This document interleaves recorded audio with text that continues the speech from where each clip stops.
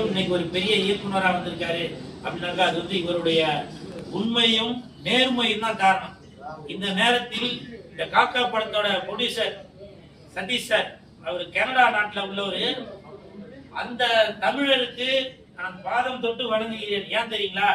இந்த மாதிரி ஒரு நண்பரை நம்பி நீங்க பணம் போட்டு ஒரு படம் எடுப்பறமா அப்படின்னு சொல்லியிருக்கீங்களா? காரணம் என்ன தெரியுமா?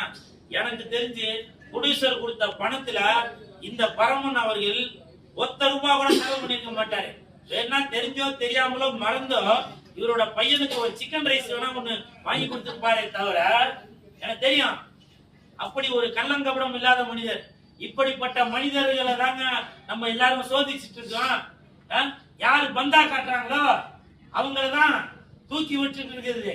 யாரு வந்து நான் நடிக்க வரமாட்டேன், எனக்கு டேட் இல்லைன்னு சொல்றாங்களோ அவங்கள்ட்ட தான் போய் ஒரு நாள் டேட்டு கொடுங்க, அரை நாள் டேட்டு கொடுங்கன்னு போய் கெஞ்சிருது. வாரம் கம்ப்ளைண்ட் வந்துட்டு தானே இருக்கு, பார்த்துட்டு தானே இருக்கிறீங்க. ஒரு ப்ரொடியூசரும் ஒரு டைரக்டரோட நிலைமையை யோசிச்சு பாருங்க. நான் இந்த வார்த்தையை சொல்றதுக்கு எனக்கு தகுதி இருக்கான்னு தெரியல, இருந்தாலும் நான் சினிமா சோற சாப்பிடுறவன், அதனால சொல்றேன். தயவு செய்து இயக்குனர் சங்கமும் தயாரிப்பாளர் சங்கமும் இனிமேல் நீங்க நடிக்கிற படத்துக்கு தயவு செய்து ப்ரமோஷனுக்கு வாங்க அப்படின்னு சொல்லி ஒரு அக்ரிமெண்ட் போடுங்க. அது வந்து அவங்க பணம் வாங்கிட்டு தானே நடிக்க வராங்க. ஏன்னா ஒரு படத்துக்கு வர முடியலன்னா பரவாயில்லங்க, 2 படத்துக்கு வர முடியலன்னா பரவாயில்லங்க, எல்லா படத்துக்குமா வர முடியாது. என்ன ஜப்பான்ல ஜாக்கி சான் கூட ஷூட்டிங்க, மலேசியால மைக்கேல் ஜாக்சன் கூட கூட்டு ஷூட்டிங்க, அமெரிக்கால அர்னால்டு கூட ஷூட்டிங்க. யாருக்கிட்டங்க விதவிதமா கதை சொல்லிட்டு இருக்கீங்க? இந்த மாதிரி பரம மாதிரி ஒரு ஆளு கஷ்டப்பட்டு இன்னைக்கு வந்து ஒரு இயக்குனர் எவ்வளவு கஷ்டப்பட்டு இருப்பாரு. இந்த படத்துல இந்த காக்கா படத்துக்கு எவ்வளவு பேருக்கு அவர் வாய்ப்பு கொடுத்திருக்காரோ அவங்க எல்லாருமே நன்றி மறக்கவே கூடாது, தெரியுங்களா? அப்படி இவரோட உழைப்பு மட்டும் இல்ல, பணத்தையும் கொடுத்திருக்காரு, புரியுதுங்களா? இவரை நம்பி ஒரு தயாரிப்பாளர் வந்திருக்காரு. அந்த தயாரிப்பாளர் வெளிநாட்டு தயாரிப்பாளர். அவர் வந்து என்ன நினைப்பாரு பரமனை பத்தி, நம்மளோட சினிமா இண்டஸ்ட்ரியை பத்தி என்ன நினைப்பாரு? காக்கான்னு நம்ம ஒரு படம் எடுத்தோம், அந்த படத்துல நடிச்சவங்க எல்லாம் வரலையா, காக்காவா விடுங்க.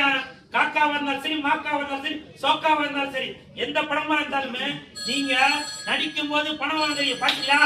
வெள்ளு கூட அடிக்குது, ஆமான்னு சொல்லுது. அப்படி பணம் வாங்கிட்டு தானே நடிக்க வரீங்க. இதே நீங்க ஹிந்தி படத்துல இதே மாதிரி பண்ண முடியுமா? தெலுங்கு படத்துல இந்த மாதிரி பண்ண முடியுமா? இண்டஸ்ட்ரியில இருந்தா தூக்கிடுவாங்க, புரியுதுங்களா? அதனால தயாரிப்பாளர் சங்கமும் இயக்குனர் சங்கமும் தயவு செய்து இனிமேல் நடிக்கிறவங்களுக்கு இதை ஒரு கண்டிஷன் ஒன்று போடுங்க. அதே மாதிரி பரமன் கூட நல்ல மனிதனாக இருப்பதால் தான் நிறைய பேர்ட்ட அக்ரிமெண்டே போடலங்க, தெரியுங்களா? அதுதான் இவர் பண்ண பெரிய தப்பு. அக்ரிமெண்ட் போட்டுருக்கணும். நிறைய பேர் எனக்கு தெரிஞ்சு அவங்க பேசின சம்பளத்தை விட 5000 10,000 கூட